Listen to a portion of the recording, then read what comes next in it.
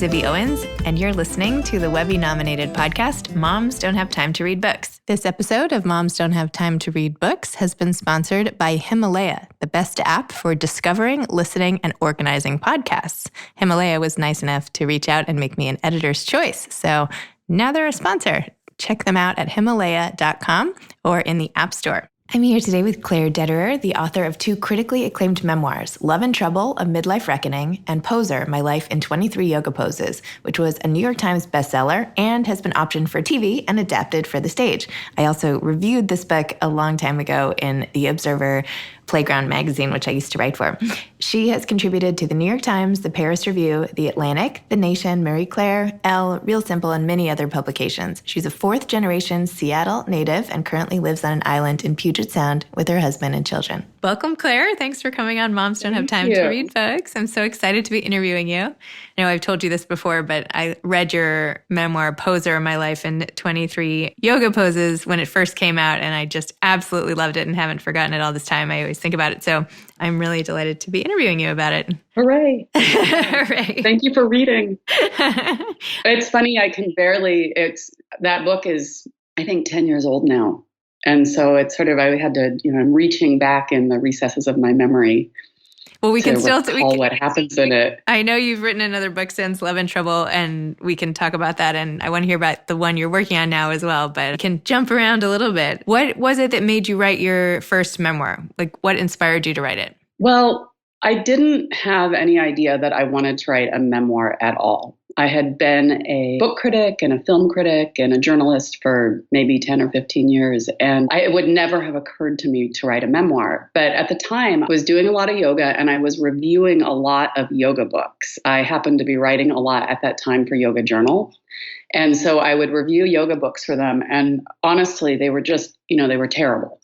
And they were intolerable, actually. It was just every single book I picked up was about like paths, intention, destiny, these sort of big, boring, non-literary words. And this was I'm going to say this was maybe in 2008.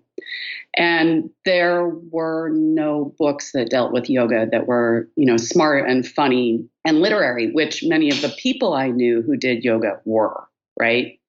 And I just thought, geez, we're missing this book. And I had participated at that time in a lot of, a few anthologies. And I thought, well, why don't I do an anthology of different, smart, funny literary people talking about different yoga poses?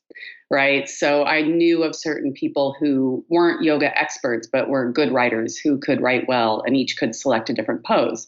So I proposed this idea to my husband and also to my now agent. And they both said, that sounds like a great idea, but why don't you write the whole thing yourself? And I just thought, well, how could I do that? How could that be possible? Because nothing has ever happened to me. Oh, stop. And I thought, well, how can I write a memoir if nothing's ever happened to me? And, not only, of course, did it turn out I was wrong. Plenty of things had happened to me. I just didn't recognize them as event. But I also learned that my favorite kind of memoir is memoir of ordinary life, which is what I came to write.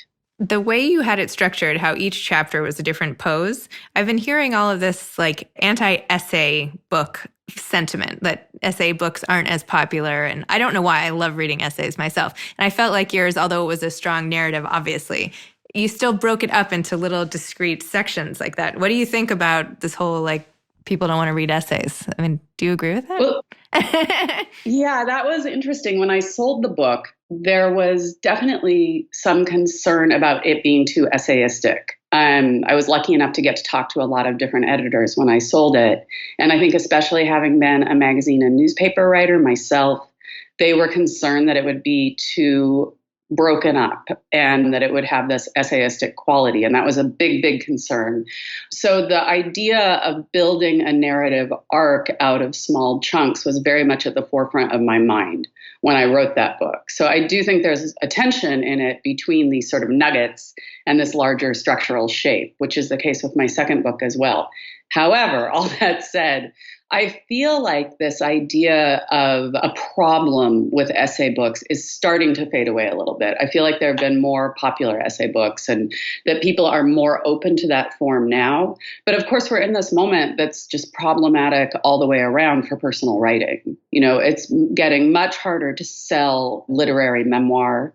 It's getting much harder to sell any kind of book of personal essays. We do see these breakout ones that do really well, but sort of the market's really constricting, which is interesting because I don't really think that the readership is constricting in my experience. I mean, of course, that's anecdotal. I agree with you. I totally agree. Plus the fact that now in magazines, there's less and less space for people to even read the essays. So I feel like people are reading essays like crazy online, and yet there are so few places to read them like in your hands. Like it doesn't make sense to me. But anyway. Yeah. Right? Yeah. I totally agree. And I wonder if that has created a perceived devaluing of personal writing. Oh, I don't know. And I mean, of course, it's not probably coincidental that there's a kind of devaluing of this form when it's dominated by women. Interesting. And read by women. Also interesting. Yeah. Okay. Alas. Well, I'll tuck that in my back pocket. Anyway. But so many other things. I know. Sorry. I know. I had like 50 other things I wanted to talk to you about, but now we're talking about that. So first of all, I am not like a big yoga person, and I don't think that matters at all. Like, I feel like this is the most universal book because it's really about motherhood and coming into your own and finding your way, really. I mean, and it's just like a tool that you used. And I think it was so funny how in the beginning of your book, you were making so much fun of what you thought the yoga people were like. What did you say? You said something so funny. You said, now that I've been doing yoga for 10 years, I'm tempted to say something wise, such as, I was ready to wean and my body made the decision for me. But back then I didn't believe in that kind of crap, which is just so funny. I just wanted to I appreciate that. Did it take you a while to sort of get over I don't want to say prejudice because that's the wrong word, but the like stigma attached to a avid yoga goer or doer or practicer? I think that the book is a little bit about that. I mean, I came to yoga, I think it's about that getting over the stigma. Yeah. And I think that there's sort of cultural elements of that, which is, I think I came from more of a punk rock background, and I was a book critic, and I sort of perceived myself as maybe a little more intellectual. And I also was just sort of an inveterate maker funner of things. And yoga is, ripe to be loathed on every front by everything I just said. But there was something in it that I sensed I needed. And the book really deals with this idea that I started doing yoga because it fit in with this overwhelming project that dominated me in that time in my life, which was to be a good mother. That was what I was extremely preoccupied. I mean, preoccupied isn't even the right word. It controlled every aspect of my being a good mother. And that force of wanting to be a good mother was more powerful than anything I'd ever encountered in my life, including all those qualities I just enumerated earlier. It dominated everything. It knocked everything out of the park. And I think that yoga did dovetail with that idea of goodness really closely. So in this effort to be like this good North Seattle, organic, all these kinds of motherhood that we all participate in, or not all of us, but I participated in at a time, yoga fit right in there and fit an image I had, but also sort of an emotional project I was on to be good. And I think that, that is what I find in the book is that that's not actually what I in the end learned from yoga. That I learned the opposite, that maybe being good was not the correct project for me. So that gives you a little background on how I came to yoga and how I kind of came to this idea of writing the book, because it wasn't just that I sort of had something to say that was, funny and smart about yoga. It was also the way I had changed my relationship to it was really interesting to me. That was the perspective I wrote from. Yes. Does that answer your question? That answered my question. It wasn't that good a question, so you did a great job. Maybe we should fast forward, because this idea of being a good mother, I feel like, is something you're still sort of working on. Because in your more recent article that is now becoming the book Monster, if I'm not mistaken, you talked a lot about how you can be a good mother and a good artist, which I found really fascinating because people don't really talk about that. And so you said that every mom quietly asks herself if her work is making her a less good mom or if motherhood is making her a less good writer. And you say maybe as a female writer, you don't kill yourself or abandon your children, but you abandon something, some nurturing part of yourself. When you finish a book, what lies littered on the ground are small, broken things. Broken dates, broken promises, broken engagements. Also other more important forgetting and failures. Children's homework left unchecked. Parents left untelephoned. Spousal sex unhad. Those things have to get broken for the book to get written. Wow. So tell me more about this whole feeling. Well, I think that this idea of this will be my third book, which is an amazing thing to get to say. I feel so lucky. But I think that this idea of goodness has really preoccupied me as a writer. And I think it's something that is, for some women, a really powerfully shaping force. This idea that we ought to be good, and in particular, ought to be a good mother. And I think a lot about this idea of who we ask to be good. This idea of a good mother, or, the only other person we really think of as good in the same way are children. It's sort of like we talk about good kids or a good daughter, but, sort of in general, there's not this sort of prescribed set of behaviors for the rest of the world. And yet, as a mother, I do feel like there's this ideal of what I ought to be. And that ideal of good motherhood is sort of what I keep coming back to over and over. So in terms of this essay that was in the Paris Review about monsters, what I was getting at was the feeling that the selfishness required to make a piece of art is in conflict with that idea of motherhood.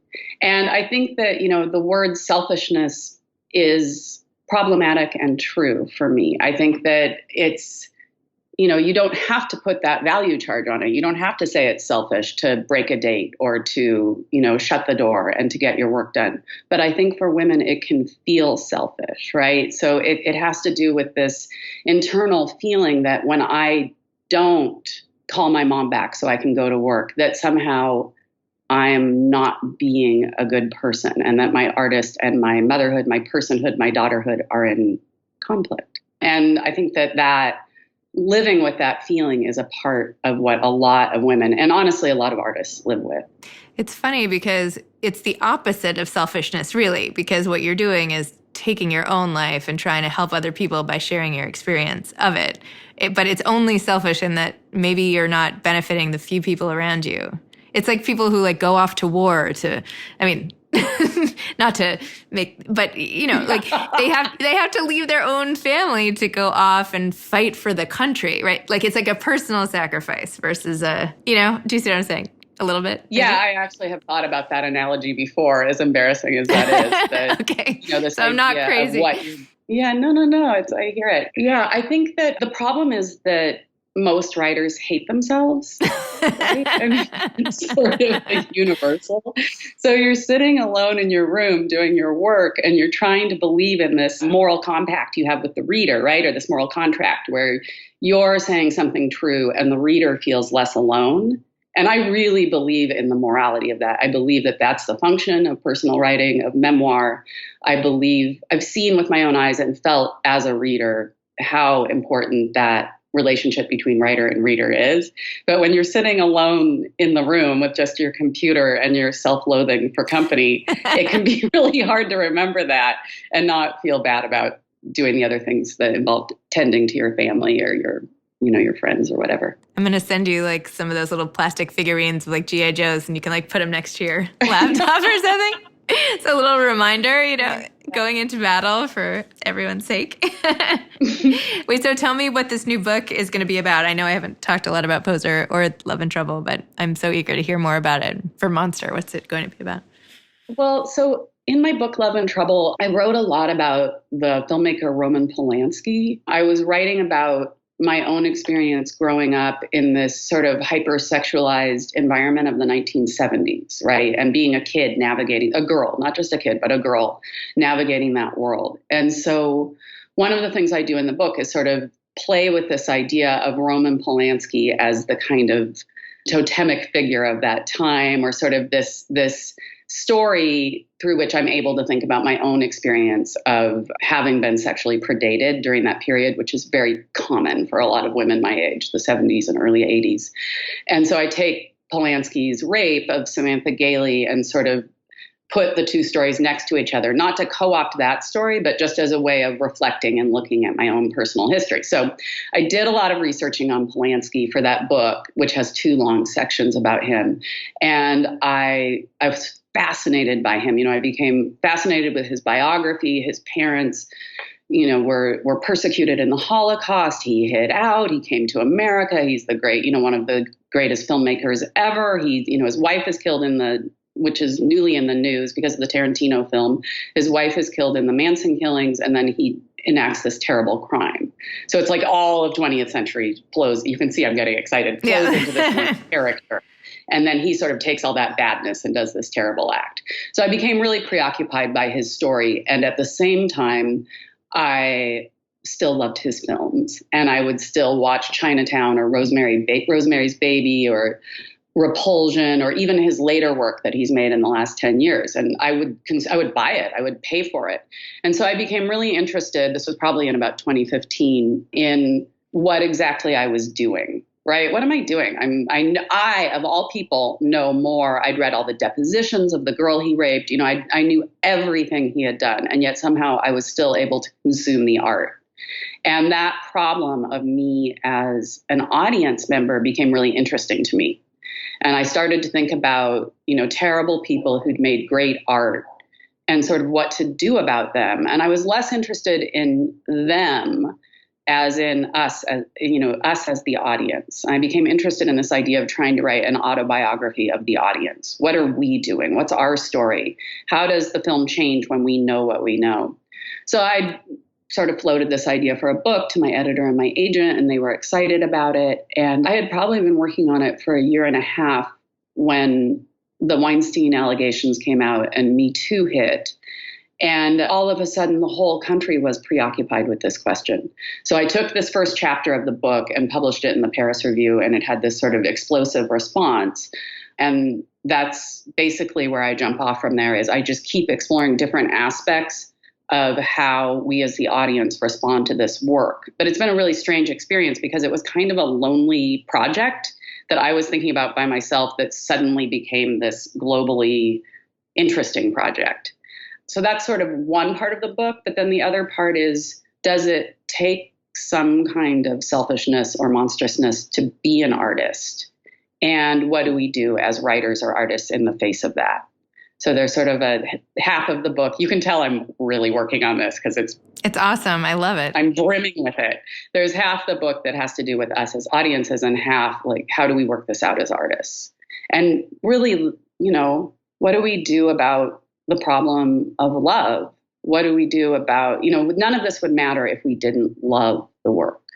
Right? We get really focused on these moral elements of like what he did wrong and what he did was wrong. And that moment of saying what he did was wrong is so important. Like, we're at this incredibly valuable cultural moment, but there's also the love for the work. And that part is harder to talk about and doesn't get talked about. It doesn't come attached with such strident, powerful, online ready language, to say how much a book means to you or how maybe a movie saved your life. Those are things to talk about too. So interesting. Do you have a due date or anything? When is that coming out? Yeah,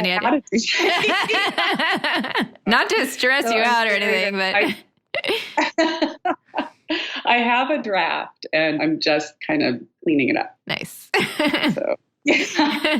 So I have another question for you, which is, I was looking at your Instagram account and I noticed you're in conversation often with other authors at your bookstore.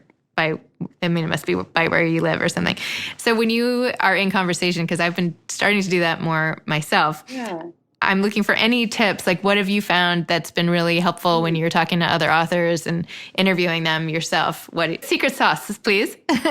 That is a great, great question. And I want to say first that I love this movement we've had away from the author standing alone at the lectern, reading and not meeting the eyes of the audience, to a dynamic between two authors, which mysteriously opens up the dialogue more to the audience. I think you find that when two authors are in conversation, that the Q&A is often more lively, and it just creates this feeling of openness. It's interesting. I just did an event with Lisa Taddeo, who wrote Three Women, and she didn't read at all. She refused to read. She was just on my podcast. Oh, great. She was, she's so great. She's so great. Anyway, she's wonderful. On. And so smart. And of course, the process of that book is fascinating, how she came to write it. So that's a lot of what you want to hear. But I think it's interesting that the conversation is now sort of replacing the reading. And I really appreciate it, both as an audience member and an author myself. So all of that said, the number one thing, and this goes for all interviewing, and I've learned this the hard way, the big dumb question is the better question.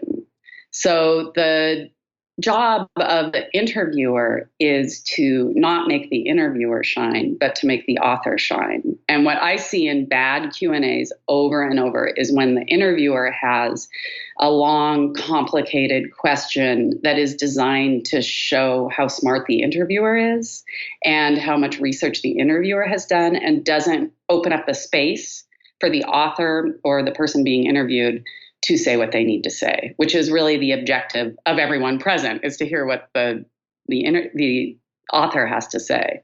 And so I think that, the audience usually has questions that are pretty simple, like, how did you come to write this book? Why were you interested in this thing? And those can feel, sort of quote unquote dumb when you're an interviewer, but they almost always create this room for the author to say what she has to say. So that, for me, is by far the most important thing. I also think I was just interviewed by a director for a documentary just last week, and she was a master interviewer. So I was sort of being interviewed by her and observing her at the same time, and thinking afterwards about what made her so special and strong as an interviewer. And I think it was that she had an ability to ask follow-up questions that might be perceived as challenging if they were stated in a different tone, but she was careful, again, to always ask them in this very open-ended way. So she might pick up on something I said and have a different perspective on it, but she avoided any language that was in the department of starting with the word but, or don't you think, or isn't it true. Anytime you open with a negative like that, you come even subconsciously into an adversarial relationship with your interlocutor, and that is no fun for anyone. It puts the author kind of back, and again, it's more in the interest of making the interviewer look smart, right? So always remembering that the author is there to shine and the interviewer is there to, make that happen, and maybe at best, sort of look friendly while they do it. Thank you. I hope I let you shine with that question. Yeah. I mean, do you have what are your thoughts about interviewing? You've done it a lot now. No, I just feel like you have to actually be interested in the person you're interviewing. Like, I feel like don't interview people if I don't really care or I don't enjoy what they read. And so I legitimately am interested in what they're saying. So I listen really carefully. And then I usually ask follow-up questions because I want to know more. So I think if if you're thinking of yourself as like, I'm an interviewer, like I don't think of myself as an interviewer. I just want to get to know people. Yeah. Yes, I agree. I think being interested is really important. But as someone who has been a terrible interviewer in the past, I will say that when I started out as a film critic, I used to have to interview filmmakers, and I would be so excited to talk to, say, Errol Morris, who was a hero of mine. And I would do all the research, and I'd be so excited and so interested. And then I would have to do this thing where I would sort of spritz my knowledge and excitement all over the place. And then I would have to go back and transcribe the interview. And it would just be so much me and so little Errol Morris. So that learning to hold back was really important. It's embarrassing, but true. Not embarrassing. Yeah. My answer was too simplistic. You're right. I'm not just like excited. I don't know. What I'm saying is that you seem to be really good at translating that interest into opening up questions for the person you're interviewing. Oh, thank you. Let's talk about me some more. So tell me I know we're almost out of time, and this has been such a meandering conversation, so you're probably thinking I'm terrible at what I'm doing, but tell me about your teaching right now, because I saw that you have a new lab or something you're doing where you have a memoir, like an intensive workshop, and you work for an MFA program. And just tell me more about your day-to-day teaching life. Yeah, I teach with the Literary Center in Seattle, which is Hugo House. I'm just restarting teaching with them. We're going to do a year-long book lab, which is we'll work with people on completed or almost completed manuscripts. And then I'm teach in the Pacific University MFA program in Oregon, which is a low residency program. So we all meet up twice a year, which is very fun. And that was sort of, I don't have an MFA. I don't come from an MFA background. So when I first published Poser and started being asked to teach, I was sort of baffled by why anyone would want me to teach. But I think that there's something, I think that it turned out I did have something I was really interested in as a teacher. And it goes back to what we were talking about at the beginning of this conversation, which is my strong belief in the power of the memoir of ordinary life. I really, really believe in it as something that is this important form. It's an important female form, and it's an important literature from the point of view of female readers, in that there is this quality of seeing their own life experienced in non-fictional form that makes women feel less alone. And I think that there's a lot of pushback against memoir as being too narcissistic or too self-involved. But if it's done with this sort of relationship in mind, there is this moral quality to it, which is your job as the memoirist is to say what is true and what is really difficult and make the reader feel less alone. And when I published Poser, I really saw that the parts of the book that were the most difficult for me to write, the most embarrassing, were the things that readers loved the most, right? That they would actually come up and be crying and hugging me saying, thank you for saying this. It's exactly my experience. So having that experience of publishing a book and having that response and then doing it again and again, I think that that's something that is the core of my teaching. You have this writer who's the self-loathing person alone in the room trying to figure out why they're doing this. And as a teacher, I can say, no, this matters. This ordinary story you're telling is important, and you're going to reach someone, and, you need to do your best to go into the most difficult part of it. So as a teacher, I kind of am on a mission around that. And it's been really satisfying in a way I could never have predicted when I started out. Wow, that's awesome. I love that. The student stories are incredible.